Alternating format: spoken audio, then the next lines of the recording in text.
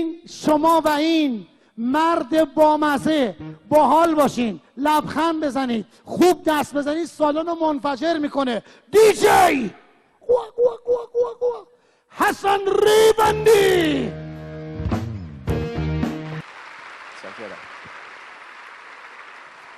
علیرضا عصار خوندم براتون، اینو که دیگه میشناسین.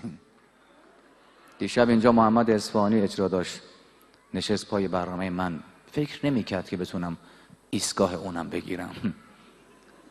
همینطور نشسته بود، همه حواسش به اجرای من بود.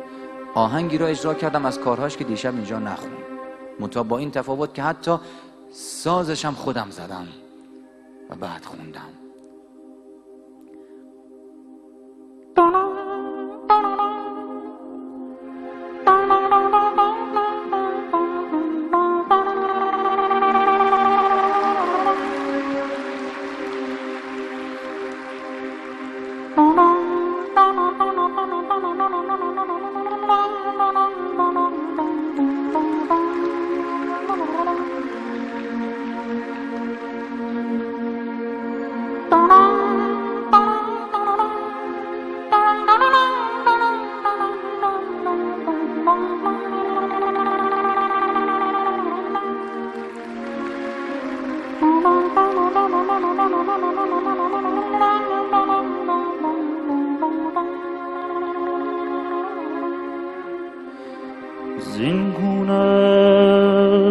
زینگونم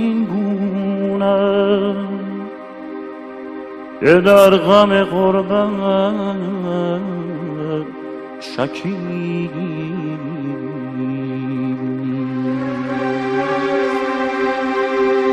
گر سر کنم شکایت هجران غریب،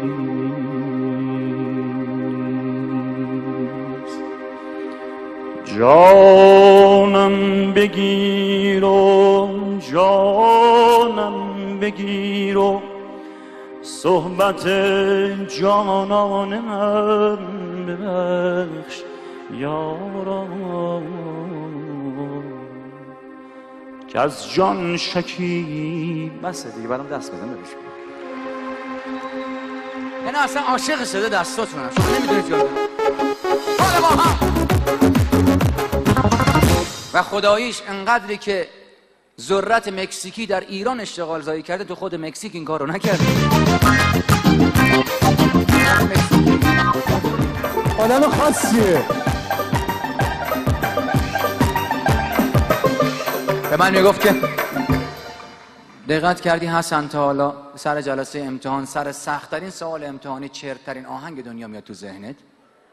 گفتم مثل چی؟ گفت مثل دلکم دل برکم. دلم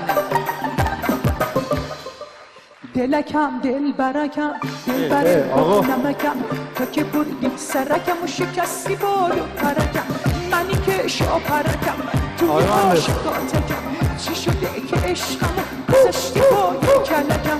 یارم یاریم، یارم یاریم. من همیشه فکر میکردم شاگرد این، چون من اصلا ریوندی معلمه، عرض کنم همیشه فکر میکنم شاگردا این چی میکشه دستش. تصورش رو کنید چی درس میده تو سر کلاسی. آرامش خودت حفظ کن، باز قرصاتو نشسته خوردی، درسته؟ مرتضی کجایی؟ پیش دکتر گفت آقا دکتر حالم خیلی خرابه. دکتر گفته من دارو برات نوشتم. گفت من نمیدونم اون روشو نوشته بودی 12 ساعت یکی هر یه ساعت من هر یه ساعت 12 تا خوردم، هر یه ساعت 12 تا سفکسیم خوردم، معلومه حالش بد میشه.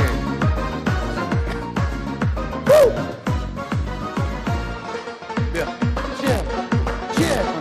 چیه اصل جنس من.